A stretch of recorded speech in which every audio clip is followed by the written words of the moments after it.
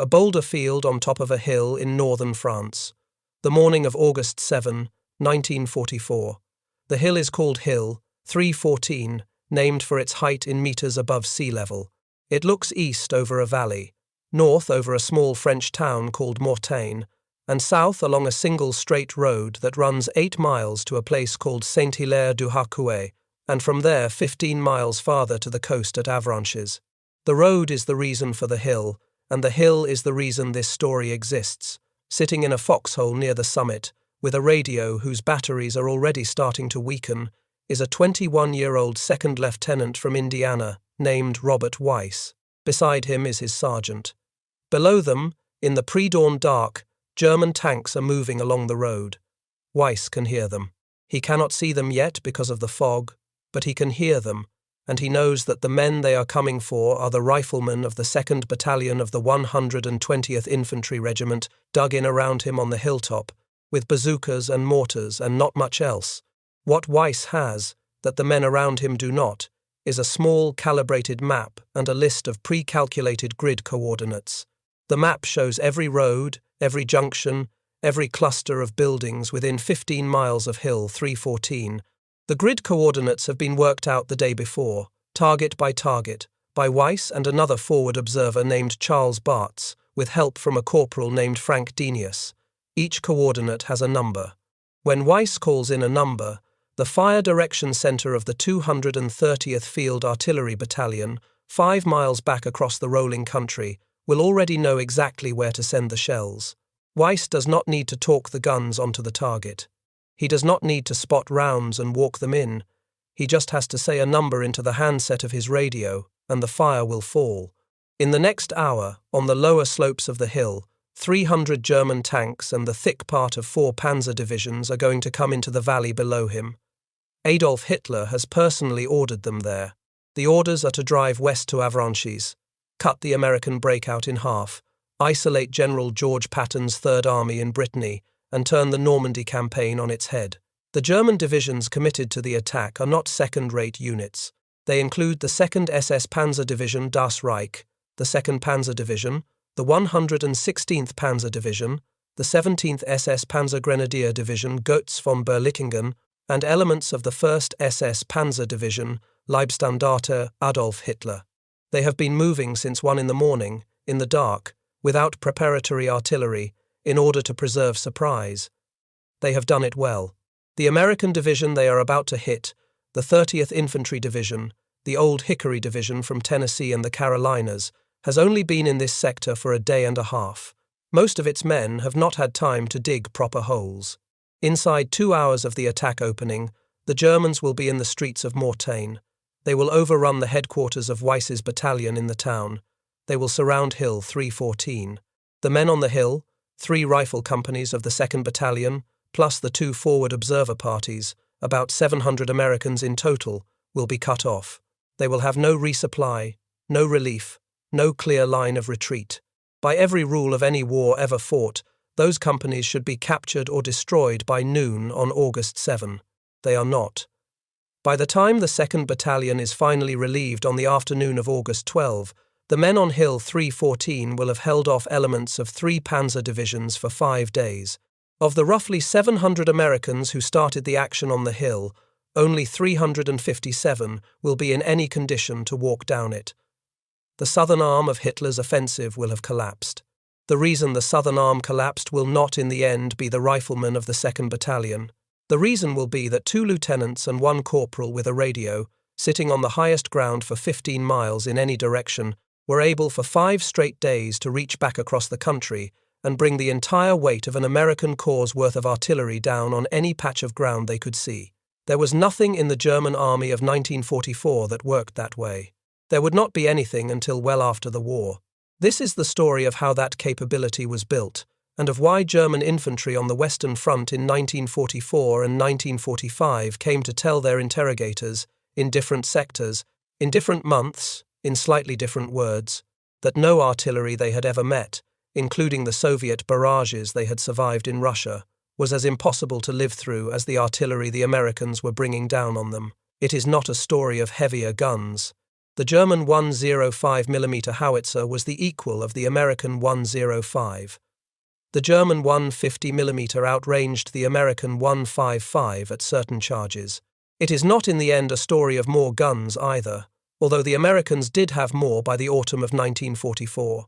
It is a story of a system, a way of turning a forward observer with a radio into the hand of an enormous coordinated weapon, a way of taking the fire of dozens of guns scattered across miles of country and dropping every shell on the same patch of dirt at the same instant. That system was not built in 1944. It was built 15 years earlier, in peacetime, in southwestern Oklahoma, by a small group of officers in a school that almost nobody in the United States Army cared about. To see how Hill 314 happened, we have to start there. Fort Sill in 1929 was a tired post. The Field Artillery School had been there since the founding order of 1911, when then Captain Dan Tyler Moore, who had been Theodore Roosevelt's military aide and sparring partner, had been sent home from the German Field Artillery School at Jüterbog, where he had spent the previous year as the first foreign officer ever admitted and put in charge of building an American equivalent. The school had opened in September of 1911, then the budget cuts of the 1920s had hit it. The horses still pulled the guns. The doctrine in the manuals was still essentially the doctrine of the Western Front of 1918, in which each battery commander spotted his own rounds from a wooden tower near his own guns and adjusted his fire by eye. There was no system to coordinate the fire of one battalion with the fire of another. If a forward officer wanted 3 batteries to fire on the same target at the same time, he had to telephone or ride to each one in turn, give them the data, and hope the data still applied by the time everyone was ready. Most of the time, it did not. The Americans, like every army on earth, were still fighting the previous war. Into this sleepy school in the late 1920s came a major named Carlos Brewer, who had taught at Fort Sill since 1928 and had been appointed director of the gunnery department. Brewer was not a flashy officer. He was the kind of man who liked mathematics. He had spent the 1920s watching how slow and how clumsy his branch was at the most basic task that any artillery is supposed to perform, which is to put a lot of shells on a small piece of ground at the same instant. He thought he could do better. He had no money, no special equipment, and no political backing. What he had was a few junior officers who were as obsessed with the problem as he was, and a body of recent graduates who could be persuaded to try things on the practice ranges that no field manual currently allowed. Brewer attacked the part of the system that he believed was the bottleneck, which was the calculation. Every gun, in order to hit a target, needs a precise angle and a precise elevation, and those numbers depend on where the gun is, where the target is, the weather, the temperature of the propellant, the wear on the barrel, and a dozen other variables. In 1929, every battery was doing those calculations on its own, with its own officers, using its own slide rules. Brewer asked a question that sounded almost rude inside his branch. Why do we need every battery to compute these numbers separately? What if all the computation happened in one place? What if a single officer, in one tent, with one map and a small team of mathematicians, took the call from the forward observer, did the math once, and sent the answers out to every gun within range simultaneously? It took Brewer and his department about 3 years to make the idea work on the range. By the spring of 1931, his department was successfully demonstrating massed battalion fire using a new firing chart method.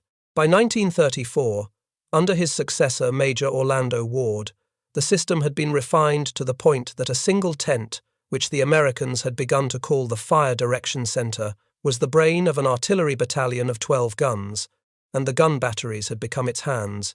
Ward's particular addition was insistence that the system be designed so that any battery within range, regardless of which battalion it formerly belonged to, could be commanded to fire on any target the Fire Direction Center named. Lieutenant Colonel H.L.C. Jones, Ward's contemporary, then refined the procedures and pushed them out across the field artillery community in the years that followed. This was the part nobody else in any other army was doing. The British, the French, the Soviets, the Japanese, the Germans were all either devolving fire control downward to the battery commander or attempting centralization only within a single battalion. The British, by late 1941 and 1942, were independently developing a similar centralizing approach in the North African desert, which they would call the Mike, Uncle, Victor, and William target system, with a Mike target massing the guns of a regiment and a Victor target the guns of an entire corps. The British, like the Americans, would eventually be capable of dropping the fire of hundreds of guns on a single point. They synchronized using BBC time pip signals on the radio. By Normandy in 1944, they could lay down a Victor target on a single map reference and put 1,000 guns on it. The British called it a stonk, after the Royal Artillery slang. The American innovation, alongside the British one, which the Army Historical Foundation describes as the uniquely American ability of that period, was the Fort Sill Fire Direction Center, plus the firing chart, which together meant that the man at the radio asking for the fire could be almost anyone. He did not need to be a field-grade officer with years of experience. He could be a lieutenant.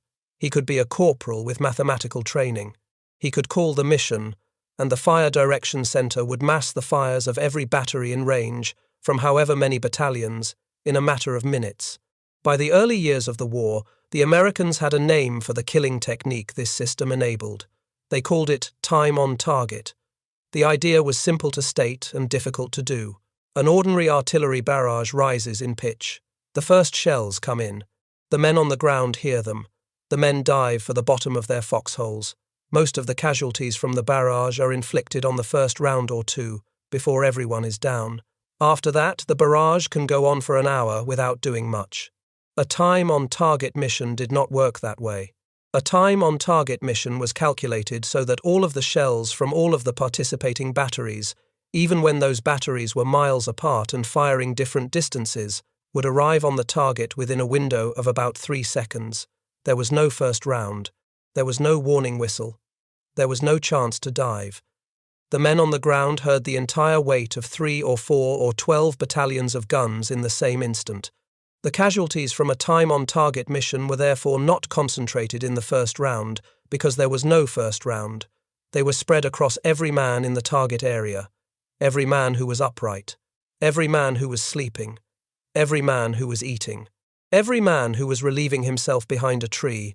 That was the system Lieutenant Robert Weiss had at his disposal on the morning of August 7th, 1944, when the German tanks began to move below Hill 314. The Germans struck Mortain at 1 in the morning. The leading tanks of the 2nd SS Panzer Division and the 17th SS Panzer Grenadier Division pushed into the town within the hour. They overran the command post of the 2nd Battalion of the 120th in the streets of Mortain itself, and captured the battalion commander, Lieutenant Colonel Eads Hardaway. They cut the road behind the hill. By dawn, the 3 rifle companies on top of Hill 314, E, G, and K were surrounded. Captain Reynolds C. Erickson, the senior surviving officer in the perimeter, took command of the position. The forward observer parties were the only direct line the men on the hill still had to anyone outside it. The first major German attempt to take the hill itself came in the pre-dawn hours of August 8. The German commanders had decided to try the hill in the dark on the theory that the American artillery would be inaccurate at night without visual observation. They were wrong. Weiss and Bartz had spent the previous afternoon plotting what the artillerymen called emergency barrage numbers and normal barrage numbers along every approach road and every assembly area their position commanded. Each plotted point had a number. When the German infantry came up the slopes, Weiss did not need to spot rounds and adjust them onto the target. He needed only to call a number into the radio. The 230th Field Artillery Battalion's Fire Direction Center already had the data. The rounds came down on the German formations, in the dark, with no warning, on grids the Germans believed they had reached unobserved. The German night attacks were broken before they could overrun the perimeter. By the morning of the 8th, Weiss and Bartz had a second resource. The forward observers on Hill 314 had been given priority access to the heavy artillery of 7 Corps. Their fire missions were not limited to the 12 guns of the 230th. When they called, the Corps' fire direction net could mass the fires of multiple battalions of 105 and 155 mm howitzers, and even of the heavier corps-level pieces, on whatever target the men on the hill named. Over the next 4 days, those calls were almost continuous. The men on the summit could see for 15 miles. Every German movement they could see, they called in. Every assembly area, every column on the road, every artillery battery that revealed itself by firing, every truck park. The Corps fire direction net put the fires where the lieutenants asked. The conditions on the hill were terrible. The Americans had no food after the second day. They had almost no water. Their radio batteries weakened steadily, and the men of the observer parties scavenged from the dead and the captured. The Germans tried more than once to wipe the observers out specifically. White phosphorus rounds were dropped on the summit. Infantry assaults pressed against the perimeter. At one point in the action, with German troops within rifle distance of his foxhole, Robert Weiss called artillery fire directly onto his own position. The fire direction center, miles away, took the call without arguing. The rounds came down where he asked. He survived. The German infantry around him did not all survive. The hill held. When elements of the 35th Infantry Division reached the hilltop on the afternoon of August 12, of the roughly 700 Americans who had started the action on August 7, only 357 were able to walk down the hill. Weiss alone, by his own count later, had called in 193 fire missions during the 6 days. Captain Erickson and 4 of his company commanders, Captain Delmont Byrne and First Lieutenants Ralph Curley, Joseph Reeser, and Ronald Woody Jr. were each awarded the Distinguished Service Cross. The 2nd Battalion of the 120th received the Presidential Unit Citation. The entire 30th Infantry Division would not formally receive its Presidential Unit Citation for the Mortain action until March 17, 2020, by executive order, almost 76 years after the battle. What happened on Hill 314 between August 7 and August 12, 1944 was not the result of an exceptional weapon or an exceptional officer or an exceptional unit. The men on the hill were ordinary American infantry from a National Guard division that had landed in France barely a month before. The thing that made the difference was the system that allowed 2 lieutenants and a corporal with a radio to act as the trigger of an enormous distributed weapon. That system, by August of 1944, had been tested up and down the line for a year, in Sicily, in Italy, and across Normandy from the beaches inland. The Germans had been on the receiving end of it from the moment they engaged American forces on the continent, and they had been writing about it in their internal reports since the summer. If the men on Hill 314 are someone you would like to keep visible for one more week, the small button below this video does that. It is the entire reason these people are not yet forgotten. It costs nothing, and I will not ask twice. The corporal who plotted those barrage numbers with Weiss and Bartz was a 19-year-old from Athens, Texas, named Frank Danius. Danius had been a teenager only months earlier. He was born in January 1925 in Uniontown, Pennsylvania, and had grown up in Athens, the small East Texas town his family considered home. He had been drafted out of the local schools, had landed in Normandy on D+3 with the 230th Field Artillery Battalion, had received his first Silver Star for an action on July 17, 1944, and had been promoted from private first class to corporal afterward. By Morton, he was the chief of detail of First Lieutenant Charles Bartz's Forward Observer Party. Before the war was over, he would receive the Silver Star 3 more times for actions during the breakout from Normandy, the campaign in the Low Countries, and the fighting in Germany. 4 Silver Stars in less than a year. He was a quiet, unflashy young man who finished the war as a staff sergeant, came home to Texas, went to law school at the University of Texas, and spent the rest of his life as an attorney in Austin.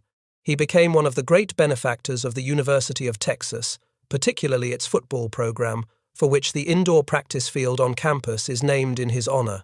He died on July 29, 2018, at age 93. Danius's significance for this story is not just personal. He was, in a quiet way, representative of what made the American artillery system work. The Fire Direction Center could only mass fires as fast as the man at the radio could call them in, and the man at the radio had to be capable of reading a map under shell fire, identifying a grid coordinate, calculating a correction in his head, and transmitting a coherent fire request without wasting a syllable.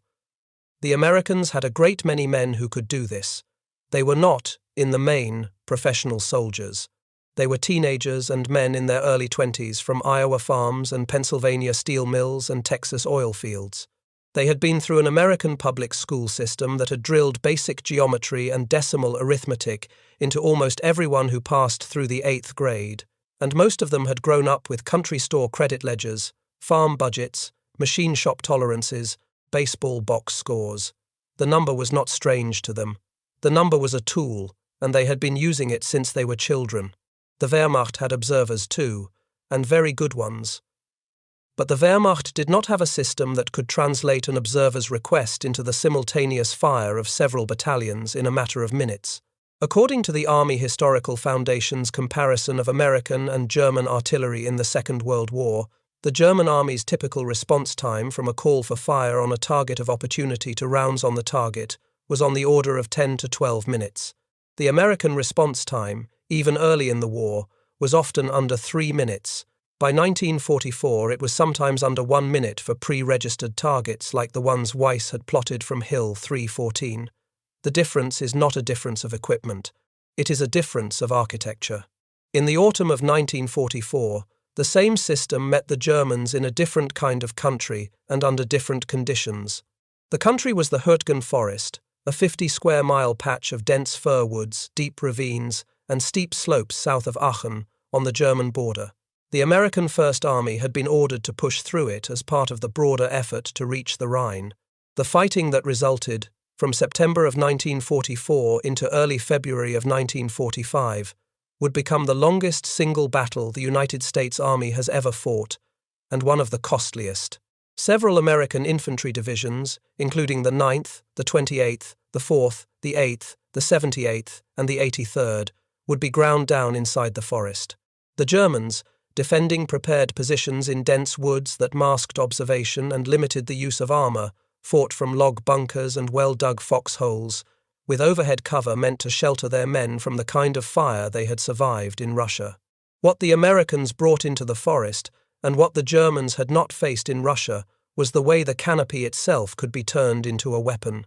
American artillery firing standard high-explosive shells with point-detonating contact fuses found that rounds passing through the upper branches of the fir trees often detonated in the canopy itself, 20 to 100 feet above the forest floor.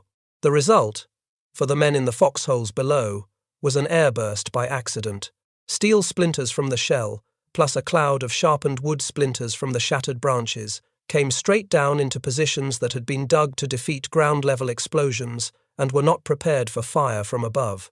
Ernest Hemingway, embedded as a war correspondent with the 22nd Infantry Regiment of the 4th Infantry Division during the November fighting in the forest, described the experience to his readers in terms borrowed from the First World War, calling it Passchendaele with tree bursts. Colonel Charles Truman Buck Lanham, the regimental commander of the 22nd, a friend of Hemingway's, summarized the asymmetry as bluntly as any commander has ever summarized a tactical problem. He observed that his troops were combing tree bursts out of their hair while the German lay snug in his hole. The German lay snug in his hole only as long as the canopy held. As the bombardments continued, the upper branches of the fir trees were gradually torn off, and the protective effect of the trees as bursting platforms diminished. But as that happened, the position of the German infantrymen did not improve, because the fire missions kept arriving, and the foxholes themselves were now exposed. By the time the VT-fused shells reached the field artillery in late December, the airbursts that had been an accident of the canopy in the autumn became deliberate at any height the gunners chose to set them. There was no longer a tree line that mattered for protection.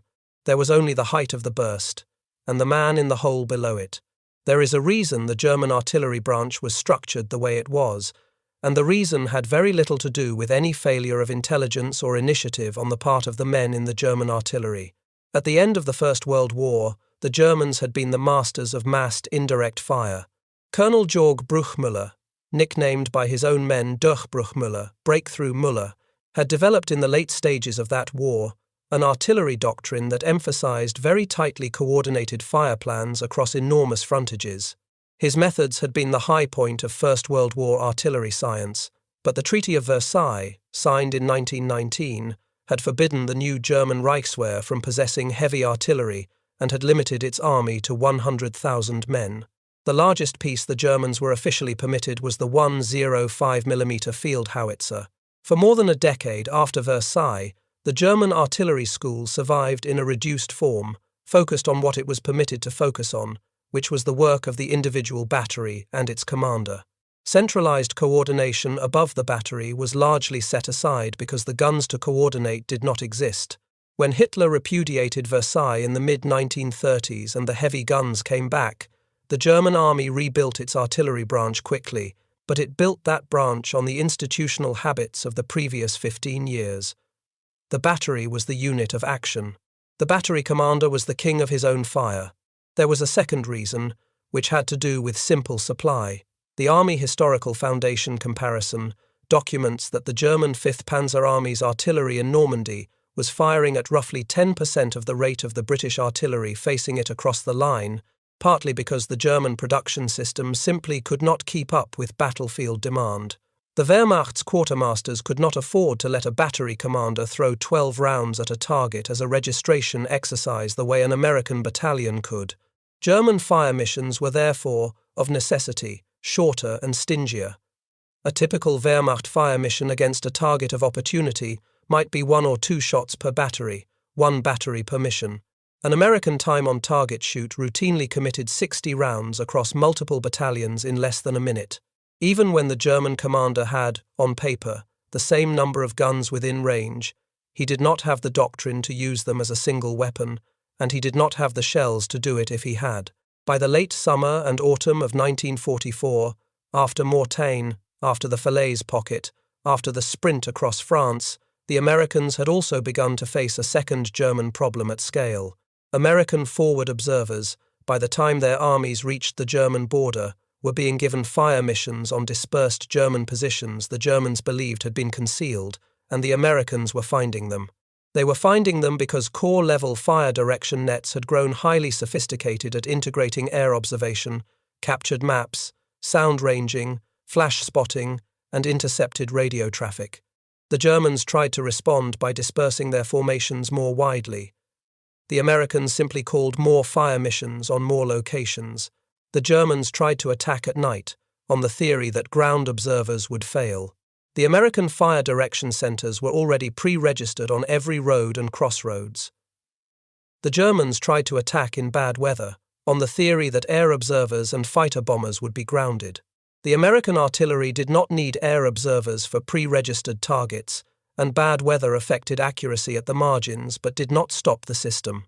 By the early spring of 1945, German reports from the 15th Army area noted with weary precision that no method of countering American artillery had so far produced any consistent benefit, and that the most effective tactic was simply to disperse, to dig deep, and to accept that any concentration of force longer than a few minutes would be detected and shelled. Then, in December of 1944, the system acquired one more piece of equipment that took the survival rate of German troops in the open another long step downward. The piece of equipment was called the variable time fuse. The men in the field called it the funny fuse. The official designation was the VT fuse.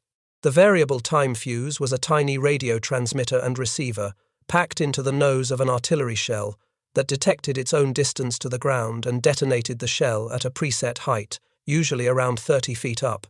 It had been developed beginning in 1940 in a partnership between British scientists and the United States Navy.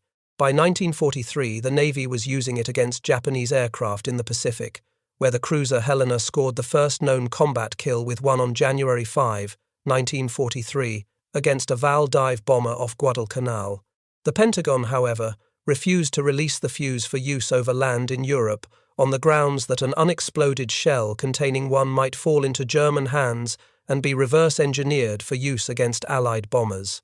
Through the spring, summer, and autumn of 1944, while Allied infantry was being chewed up in Normandy, in the Hürtgen Forest, and at Aachen, the VT fuse was authorized for anti-aircraft use over land in Britain against the V-1 flying bombs, and, from late October, for anti-aircraft defense of Antwerp. It was not authorized for ground attack use against German troops. That changed on December 16, 1944.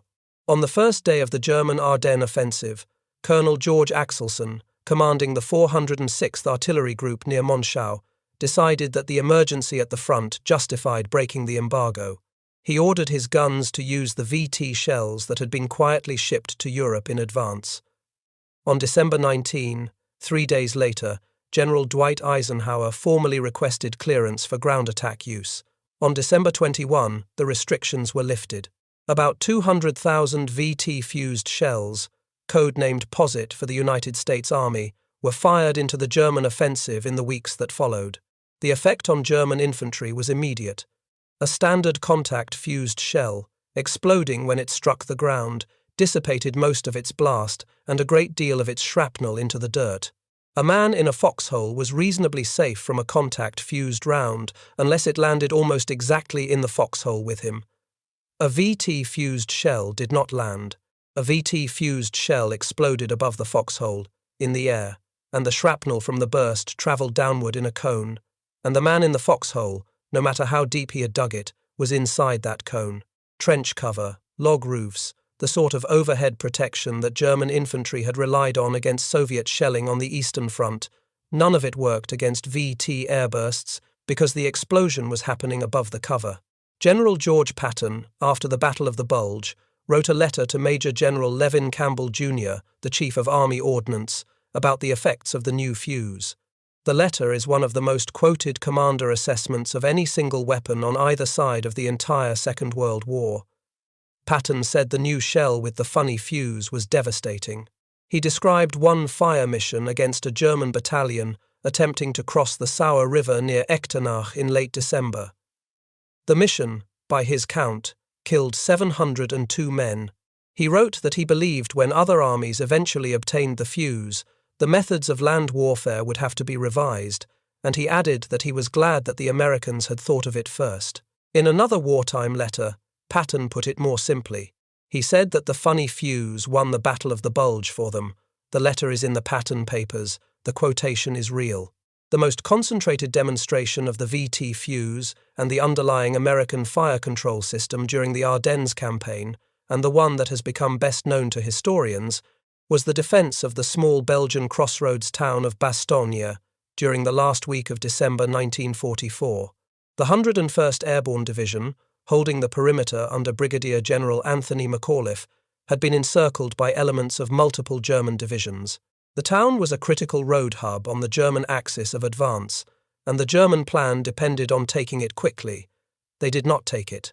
One of the reasons they did not was that the 101st was supported inside the perimeter by a substantial concentration of artillery, including the 321st Glider Field Artillery Battalion under Lieutenant Colonel Edward Carmichael, the 377th Parachute Field Artillery Battalion under Lieutenant Colonel Harry Elkins, the 907th Glider Field Artillery Battalion under Lieutenant Colonel Clarence Nelson, and the 463rd Parachute Field Artillery Battalion under Lieutenant Colonel John Cooper, plus the towed tank destroyers of the 705th Tank Destroyer Battalion. The 463rd was an unusual case. Originally slated to join the 17th Airborne Division and not formally part of the 101st, Cooper had volunteered his battalion to McAuliffe within 45 minutes of hearing that the 101st was being rushed to Belgium and the battalion had reached Hemrul, just outside Bastogne, in time to be inside the encirclement when the Germans closed it on December 20. As the perimeter contracted under German pressure, the artillery battalions inside it found themselves with overlapping fields of fire across every approach. Whatever direction the Germans came from, multiple battalions could mass on them. By December 23, with the weather clearing enough for resupply by air, ammunition began to arrive in quantity. By December 26, when the relief column from Lieutenant General George Patton's Third Army broke through the southern German line and reached the perimeter, the gun batteries inside Bastogne had spent days dropping massed fires, increasingly with VT-fused shells after the embargo lifted on December 21, on every German unit that attempted to close on the town. The German 26th Volksgrenadier Division, the Panzer Lehr Division, and the 15th Panzer Grenadier Division all left battalion-sized formations dead in the snow on the Bastogne approaches. American fire control inside Bastogne was, by the accounts of all sides, the precise capability the Wehrmacht had no answer for. a thin defending force, properly anchored to a fire direction net with overlapping artillery battalions, could deny ground to a much larger attacker by simply punishing every attempt at concentration the attacker made. If your father or your grandfather served in the Second World War, anywhere in the world, in any branch, I would consider it a kindness if you wrote his name in the comments. The unit, the place, anything you remember. The official records have most of the dates. They do not have the small things. The small things are kept by the families, and they deserve to be written down somewhere besides a drawer. The most useful evidence of what American artillery actually did to the German army in the last year of the war is not a single dramatic statement. It is a body of after-action reports, prisoner of war interrogations, and post-war interviews that the Allied intelligence services accumulated through 1944 and 1945, and that the United States Army then expanded, beginning in 1945, into the Foreign Military Studies Project. Foreign Military Studies was a program in which captured German officers, by then prisoners of war in American custody, were paid to write monographs about their experience for the benefit of the United States Army. The studies range from the level of theater commanders down to the level of regimental staff officers. They are now held at the United States Army Center of Military History and at the National Archives, and they have been worked through by historians ever since. What those documents show, again and again, is that the American artillery problem was not one the Wehrmacht had a doctrinal answer for, did not have the equipment to match, did not have the supply of shells to imitate, and at the speed it was happening did not have time to learn. It is not that the Germans, at any level, failed to notice. They noticed. Their reports describe the American fire patterns with careful, almost respectful, professional detail. What the reports cannot do is propose a counter that worked. There is a particular line in the post-war literature about American artillery in Normandy that historians keep returning to, and it concerns the destruction of the Panzer Lehr Division during Operation Cobra in late July of 1944. The division's commander, General Lieutenant Fritz Bayerlein, gave a post-war interrogation on what had happened to his unit in those days. Cobra opened on July 25, with the most concentrated American carpet bombing of the entire campaign in the West, with about 1,500 heavy bombers and several hundred fighter bombers committed to the bombardment, and the Panzer Lehr was directly underneath it. Bayerlein later estimated that the bombing accounted for roughly half of his casualties. He attributed roughly 30% more to American artillery, which fell on the survivors as they tried to reorganize. The remaining 20% he assigned to other weapons. The exact percentages are Bayerlein's own. Whatever the precise numbers, the point his account makes is consistent with what the operational records of the rest of the campaign will show.